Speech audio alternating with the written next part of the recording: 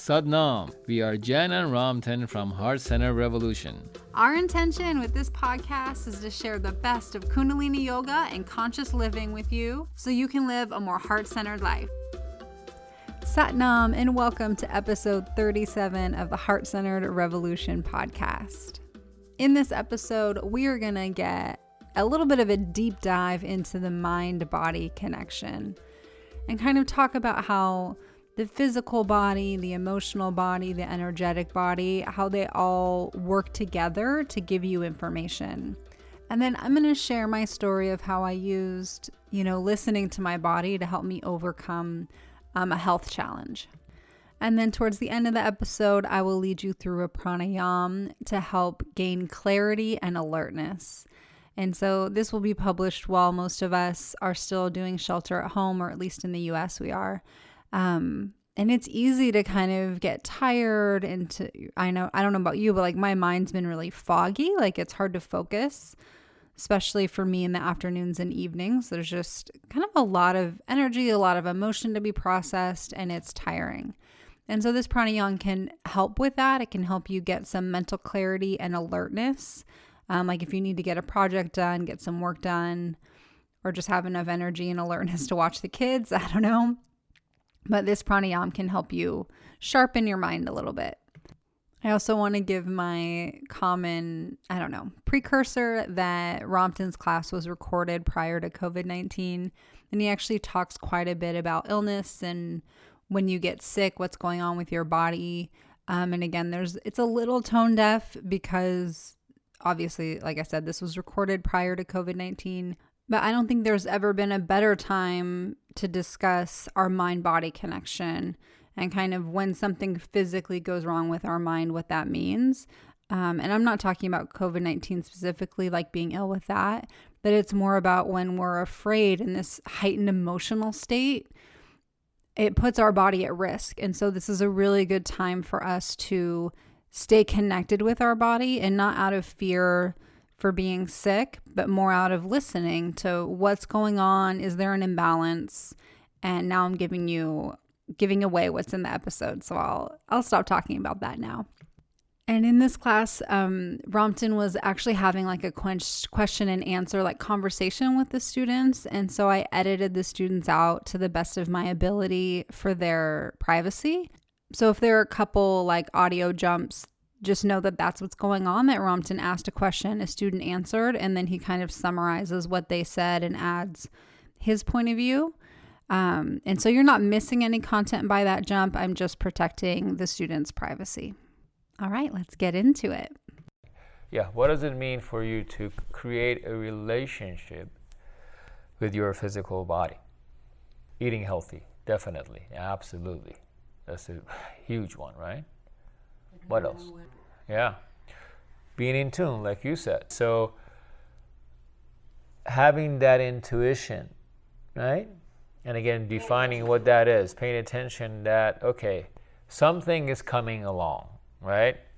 Before it gets really bad, right? It's your body tells you when you catch a cold or a flu, you don't, start coughing right away, or you don't have the high fever right away. You feel a little out of sort. So your body is communicating with you right there, right? Your energy is a little low, it's just like you get up in the morning and your head feels a little foggy, and maybe you sneeze in the beginning, but then you feel it more and more and more. Runny nose, all that stuff that comes. So your body is talking to you, letting you know. So your body tells you to rest, simply, as simple as that.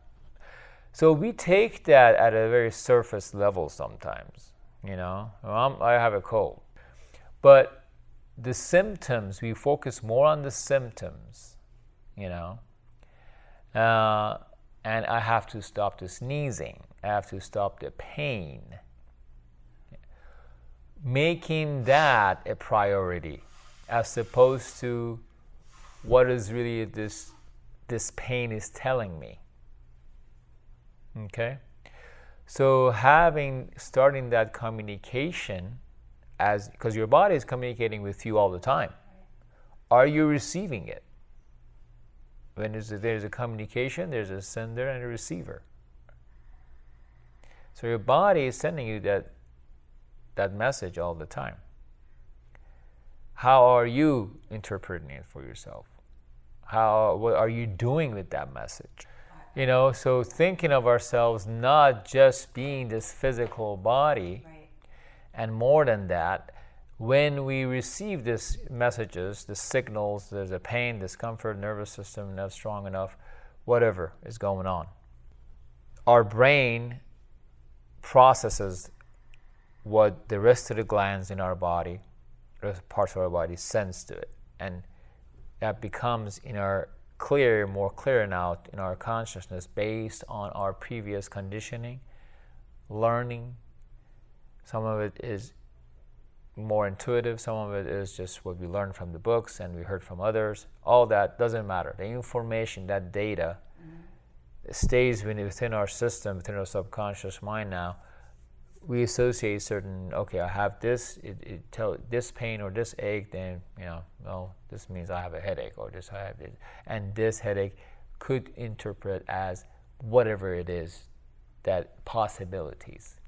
So when we have a certain pain or this ease in our body, right? The body is not, the energy is not moving fluently. It's just this ease in our body. That's how we could interpret that for ourselves. Then we look at it energetically, emotionally, and physically, and our approach to healing the body, so to speak, is way different now. Is a warning sign, but is not that something is wrong in a way that you are now, you're broken. It's not that. Is that there's something out of alignment, something not in harmony with your total self, your totality, who you are. So let's bring it back into harmony. Wow, just in those couple minutes of discussion, there's kind of a lot to unpack, and this is one of my favorite subjects. This mind-body connection is one of my favorite subjects, and so I'd like to talk more about that. But as Ramtin ended and he was talking about how we bring our body into harmony, again, I feel like every episode we say the same thing. We talk about this, this part of being human, this power that you have as a spiritual being having human experiences. And the key to it is doing Kundalini yoga. And it seems like Kundalini yoga is the answer to everything, which is funny. There are, of course, other ways to achieve these goals. But what Ramtin and I have learned through experience, and what we hope we're communicating through this podcast, is that there are so many different, subtle, and varied benefits and ways in which a Kundalini yoga practice enhances your life. And one of those is this increased mind-body connection, this increased awareness of what's going on in your physical body. And as Ramtin's saying, it's not just about symptoms. It's not just about knowing, I'm feeling tired, I might be getting sick, so that you can plan ahead or whatever. It's way deeper than that. It's being able to ask your body, what do these symptoms mean? What is this illness here to teach me? It's going under that initial surface layer. And that's something everyone is capable of doing, but with a Kundalini yoga practice, you get better skilled at it. Actually, it's not even that you get better skilled at it. It just becomes easier because you're more aware. You're more aware of the subtle things that are going on for you. But I want to elaborate a little more on this subject in a couple of ways before we get into the pranayam. So Ramtin gave you the example of being sick, like having a flu or a cold, but that's really the more extreme, or I guess that's in the middle. So I would consider this the way your body talks to you is on, and what's the word I'm looking for, is on a spectrum. And so at the very subtle end, you can have little flashes of you feel like a chill across your skin, and that might be related to your intuition. You might feel a flutter or a warmth in your heart. You might feel some tension or tightness in your stomach. And so these are very subtle ways that your body is talking to you. And it's not even a reflection. It's just your body is sending you messages. Your intuition is sending you messages. And then as you have emotions, right, those sensations in your body get stronger. So when you feel grief, your whole chest tightens up. When you feel anger, you get hot. When I feel angry, I start crying, which is the weirdest reaction. I know I'm not alone in that, but it's really frustrating, as I digress a little bit here, to get mad and then start crying. But it's effective because it kind of disarms the person. If you're in an argument, it kind of is disarming for them. But anyways, besides the point. So then that's kind of like a little bit more tangible. Your body is communicating the emotion. So it's a little less subtle than like, the goose pimples on your skin when you hit intuition. Or when the hair stands up on the back of your neck because you get excited about an idea that is for you. And then the next level is like emotions. And so your stomach gets tight, or your heart flutters, or you get hot in reaction to an emotion. And then I think the next step would be kind of a chronic emotion. And so if you've been holding down a feeling for a long time, or if you have emotions that aren't expressed, then you'll get tension in your body. Or if you're just not moving your body and you're being stagnant, literally and physically, then you'll get tension and tightness in your shoulders, in your lower back, in your hips. We've all kind of got it in different places. And so that's another way your body is talking to you. It's telling you you're not moving, either physically, emotionally, energetically, like something isn't moving. And so your body is tightening around it to try and protect you. And then I think the next level would be those kind of illnesses and ailments that come and go. So like a flu or a cold, they're temporary, they go away on their own. That those things have a different type of message to tell us. I know for me, I used to get like a couple years ago, like when I would get the cold or flu, I would know that it was because I was not taking care of myself. Like I was pushing so hard, like working out, going to work full time, working on Heart Center Revolution. Like I just was go, and feeling stressed about it. I think there's a way to be go, and still be in the flow, which is way more fun. And so I used to, when I got sick or the flu, knew that it was because I was pushing too hard, and my body was literally just like, you need a rest, and you're not going to rest unless we get sick. So let's get sick, lay in bed for 3 days, and then you kind of reboot. But an interesting thing started happening a few years ago is I would get sick when I hadn't been pushing myself too hard. And so I kind of had to, again, use that connection with myself, do some self-inquisition about, okay, like, why did I get sick this time? And it's not from a judgment of like, why me? Or what did I do wrong? Or even the assumption that there's something wrong with being sick. If you're sick, it's there to show you something. It's there to bring an imbalance. It's there to bring something to your eyes, to your intuition, to bring a lesson, to bring a gift into your life. And so assuming that something is wrong, meaning like it shouldn't have happened, kind of puts you energetically in a place that doesn't allow you to see the gift and doesn't allow you to see the way forward. Okay, so that's like temporary illnesses, colds, flus. You could even put injuries there. These are ways our body talks to us. They're trying to tell us what's out of balance. And then on the most extreme would be, chronic or terminal illnesses. And these are often where emotions or things have been stored in the body chronically over years and years and years. And it's like these imbalances come to us spiritually and we ignore them. They come to us emotionally and we stuff them down. They come to us physically in like smaller symptoms. So you might have some digestive issues. You might have some difficulty sleeping, low energy. You ignore that and don't address it. And then things will come through as more chronic or terminal illnesses. And that's, again, it's just like your body or your spirit or the spirit is ratcheting up the attempts to kind of get your attention and to show you the lesson or the way forward to your next stage of spiritual growth. And as hard as it is to deal with and to go through, sometimes the way you're supposed to deal with your next stage of spiritual growth in this lifetime is coming to terms with a chronic or terminal illness, or even coming to terms with your own death. I mean, I think that's a big part of all of our spiritual growth, is coming to terms with our own death and the death of the people that we love. But for those of us who get a terminal illness, it's kind of comes, there's no way to avoid it. And that can be a great burden and also a great gift. It can be both.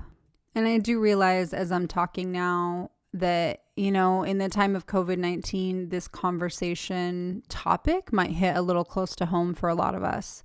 But death and disease and illness are not new, and they're not going anywhere.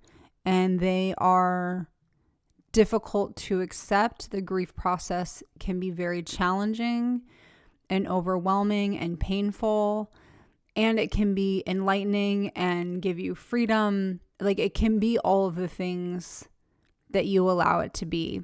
And so I considered editing out this portion because it might hit close to home, but my intuition is that because it hits close to home, it's a better time than ever to our connection to our physical body, with illnesses in that physical body, and how we relate to that. All right, so kind of getting back on track with what I was trying to say before is that I used to feel like when I got sick, it was because I wasn't taking care of myself and my body was run down and just needed a rest. And then more recently, I have felt that when I get sick, like a cold or a flu, it's more like part of my spiritual growth. It's been really interesting. It almost always happens at a time when I'm going through a deep learning. And it's almost like my physical body, by getting sick, again, it's still forcing me to like stay in bed, but it's almost like it's preventing me from maintaining the momentum or habits that I had before I was sick. And so it's like my body is conspiring with my spirit to give me 3 days to just stay in bed, watch TV, do whatever I need to do, like stop the momentum from before I was sick, and then come out of it and I can build new habits and build new momentum. And now I could completely be projecting, because this is how I view, my current illnesses, or when I get cold and flu now. But I see a parallel in the world of what's going on with COVID-19. So regardless of the origins of the virus, or, the intentions of the people who are putting, all the responses in place, like there's much debate about that I don't want to get into. So regardless of your stance on any of that, there also could be a bigger picture purpose of us all slowing down, evaluating what's important, stopping the momentum of just continuing to do things the way they've always been done because they've been done that way, and having an opportunity to re-engage with ourselves, with our communities, and with our work in a new, more conscious way. And having had things that we thought were givens or priorities or just the way things had to be, really evaluating all of those and choosing how to move forward. And so rather than focusing on the conflict and the debates, I would like to see all of us look at, okay, like this is the pause we took. How do we want to re-engage? What do we want to do differently? And so it's like a macrocosm of the microcosm of like how I feel about when I get cold or flu now. I kind of do the same thing of, okay, this has been a pause. Like when I reestablish routine and habits and momentum, what are my priorities? What do I want that to look like? All right. We're almost to the pranayam. I just want to share one more story with you that kind of illustrates this mind-body connection. And if you are dealing with an illness, I can share a story of my illness, and maybe it can inspire you or kind of help your mind have less conflict and polarity about how to approach it. Okay, so a few years ago, probably 4 years ago now, I started having symptoms of interstitial cystitis, which is like painful bladder essentially. So your bladder gets really inflamed, and it can even have like sores on the inside of it. And that inflammation causes you basically to feel like you have to pee all the time. And it's really distracting. It can be painful. Thankfully, mine wasn't painful. It was more agitating because I felt like I had to pee. Literally, I would pee, and then I felt like I had to pee like by the time I was done washing my hands. It was so annoying, and it made it hard to go to sleep. So that's my sad story about my interstitial cystitis. It's also chronic. And so most people who have it, they get it on and off throughout their life, like an autoimmune disease. But I don't think it's really considered a disease. It's more like a condition or a thing that women, it tends to be women tend to get. And I'll tell you my theory as to why when I'm done explaining kind of how I treated it. And so as Ramtin was saying, like there's this mind-body connection. And then we both talked about these different levels, right? There's like the more gross physical, and then subtle emotional, subtle energetic. And so when I started having these symptoms, and I was reading that like people have this for the rest of their lives and it's severe on and off, I just knew when I read that wasn't going to be the course of my illness. I knew that there was a way to address it, partly because of my yoga training. And I had this understanding of like all these layers of being, and that I couldn't just treat it on one layer. So I looked at it from all the different levels. And so on a physical or more like Western medicine level, like they don't have a good treatment. So the side effects to the treatment that they have in my case would have been worse than the symptoms I was having, because my symptoms were mild to moderate and not severe. And so the medical treatment was not a question for me. However, there's over-the-counter that can help address the symptoms. And so that was kind of how I dealt with the physical body. But I didn't want to stop there, because I knew that if I only address the physical, then this will be a chronic condition. I will be dealing with these symptoms for the rest of my life if I don't address the underlying, more subtle, emotional, energetic pieces. And so then I also, to deal with the energetic, I went to Reiki sessions and had them kind of clear my chakras, open up the blocks. When she was doing those sessions, there was a lot in my second chakra that kind of needed to come out. And then I also went to acupuncture, which really helps the energetic flow move through your body and clear whatever's blocked or imbalanced. And that was an incredible help. I mean, I was going 3 times a week for like 3 months, which was a big commitment, but I was serious about not having this be a chronic condition.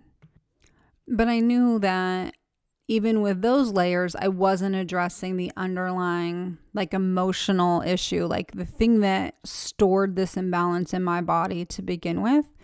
And so I also would, especially at night when I couldn't sleep, I would put my hands over my bladder. I would talk to it. I would ask it what it needed to heal. I would ask it what it was trying to tell me and show me. And I would get these deep emotions of like resentment and anger that had been stored in my body for decades. Like from before I started doing yoga, like from when I was a child and a teenager, and I just didn't have the skill set to deal with those emotions. And then also as a woman, we are conditioned not to express our anger. And that anger gets stored in your bladder. That's why when you're pissed off when you're angry, that pissed is like, shows us that connection to our bladder. So that emotional piece came up, and then I prayed and asked for angels' help and for guidance and intuition as to how to heal myself. And so with this layered approach, my symptoms cleared up, like 80% of my symptoms cleared up within a couple weeks. And then it did take a few months for them to go away completely. Not a few, it took me like 6 months for them to go away completely. But I could function after a couple of weeks. Because I was getting to the point where I was considering, going on disability because it was really hard to work. And it took 6 months. And I think I found out later that I had inflammation like under some of my dental work. And so I think that is why it didn't heal as quickly, because my immune system was kind of fighting two fronts at the same time. Yeah, so that's my story about interstitial cystitis. And so I share this just to bring to light that our body talks to us in many different ways. And there's all these different layers at which we can interact with it. And then if you are dealing with a health issue, that I think especially in the spiritual and yoga communities, there's this like Western versus Eastern versus like spiritual holistic. There's like three separate things. And I don't see them even as separate. I see that they're all dealing with this same imbalance, but on like a different plane of energy, like a different level of subtlety of energy. And while this was my experience, I think that there are a lot of people, like I don't want anyone listening to this that has a chronic condition to think that it's like so easy to fix or have the symptoms go away for everybody. Sometimes a chronic condition isn't really meant to be healed in someone's life because it's there to serve a purpose and teach a lesson. We're all on different paths, but if you haven't considered addressing an imbalance in this multi-layered approach, I would really recommend trying it. Or looking at like, have I done the physical work? Have I done the energetic work? Have I done the emotional work? And if you've done all those things, then you can rest assured that you've done your part and that it's just a matter of continuing to listen to your body about what these symptoms are teaching you, what they're showing you, and what you need. And then one last anecdote, Ramtin had mentioned that like these experiences get stored in our subconscious mind or subconscious memory. And sometimes that can be a really good thing. Like I had a miscarriage a couple months ago, and it was interesting because I had the miscarriage and then it was like 10 to 14 days later, I started to have symptoms of interstitial cystitis again. And my first reaction was like, WTF? Like I just went like, well, how much more do I need to go through in 2 weeks? But then since I had already had that experience and I knew what the cause of interstitial cystitis was for me, I knew that I needed to go back to acupuncture. I needed to adjust my diet in the short term. And I knew that I had unprocessed, unexpressed anger.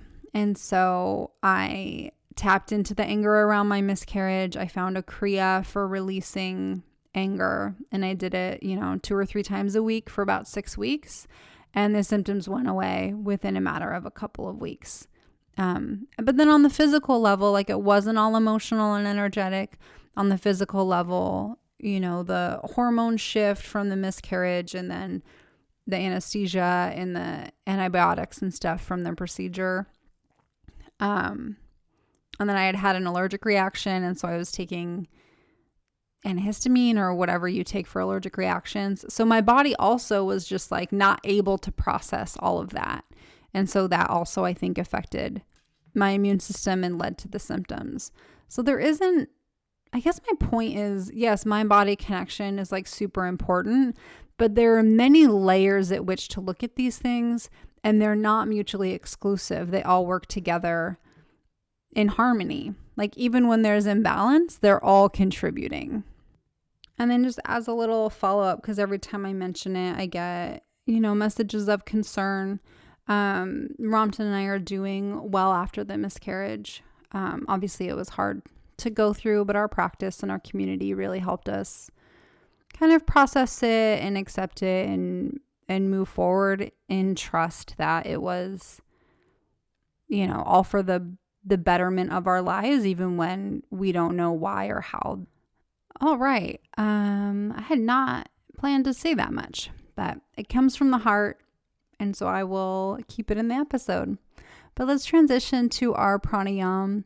Our pranayam today is segmented breath for clarity and alertness. And so, like I said, if your mind is foggy and you're wanting to focus, this is a great one to do. And it's another segmented breath pranayam, like the one we did last episode. And so I'll go over the instructions and then I'll kind of lead you into the pranayam. So we're going to break up our breath, both the inhale and the exhale, into 4 equal parts. And so it's like having 4 sniffs, or it'll sound that way. So the inhale will sound like, and the exhale will be 4.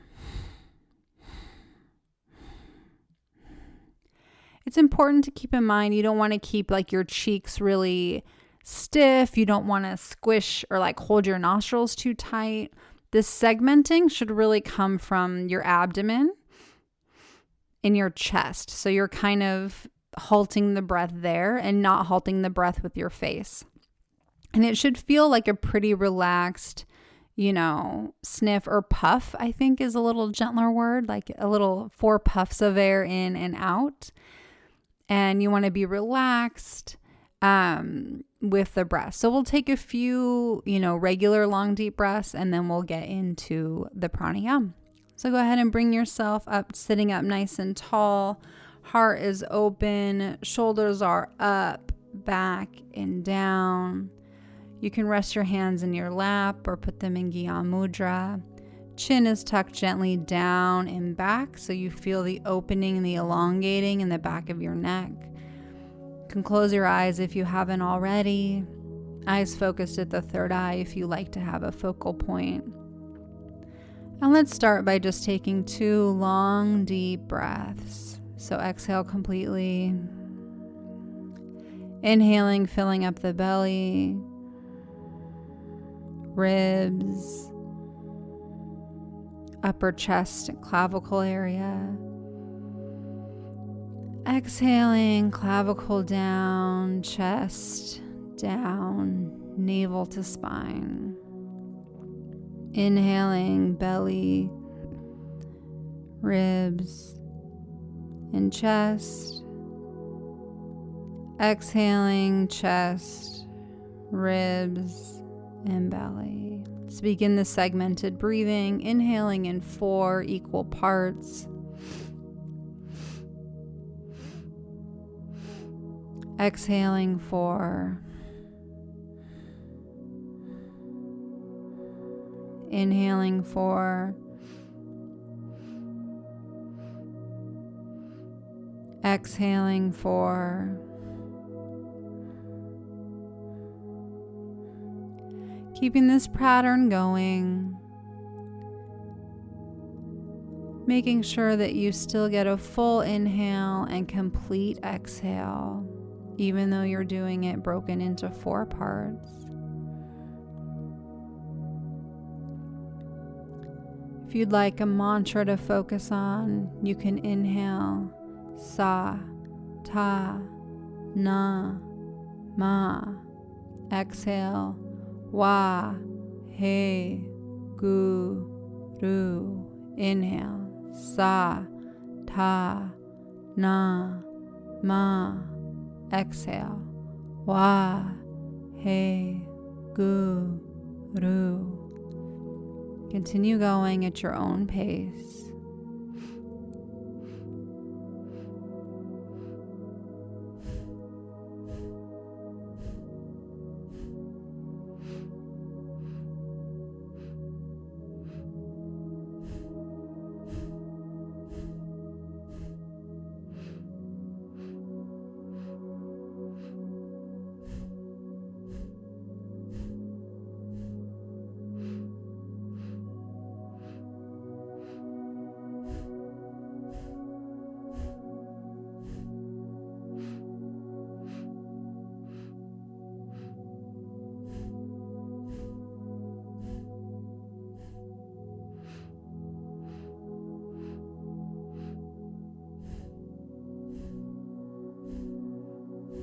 keeping up your breathing pattern.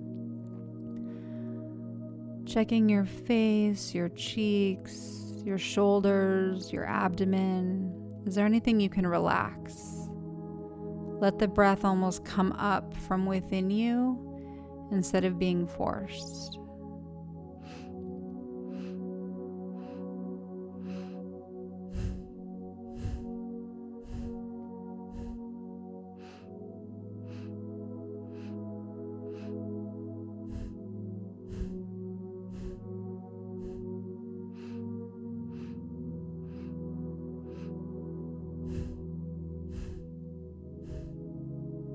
One more, inhaling 4, exhaling. Inhale deeply, long, filling up the body. Suspend the breath gently, feeling the energy going up the central channel of the body, out the crown of the head, eyes at the third eye. Exhale. Let's do one more like that. Inhaling deeply, suspending gently. Exhale. Beautiful. Keeping the eyes closed and the body still, let the breath return to its regular pace. Take note of your mental, emotional, and spiritual state, and note any shifts that occurred as a result of this pranayam. And blink your eyes open. Beautiful. Thank you so much for joining us on this 37th episode of the Heart-Centered Revolution podcast. We so appreciate your support. If you've been enjoying the podcast and you'd like for more people to be aware of it, please go into iTunes and you can rate and review the podcast. And that helps iTunes show it to more people. It helps them know that it's something that people like. And so they show it to more people. And then Ramtin and I have a very special request. So we have a couple of ideas for things to do with the podcast, mostly to help there be a little bit more of like a community aspect and some connection.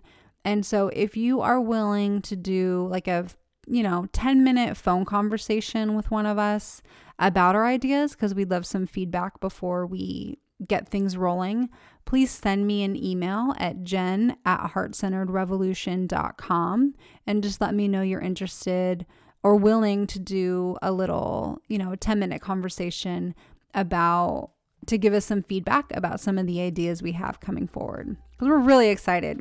I think we have some pretty good ideas, but we would like some feedback from you guys. So I think we'll do, the first 5 or 10 people to email. So please email me as soon as you hear this if you're interested at jen@heartcenteredrevolution.com. It would really help us out. Thanks so much. We love you. Sat Nam.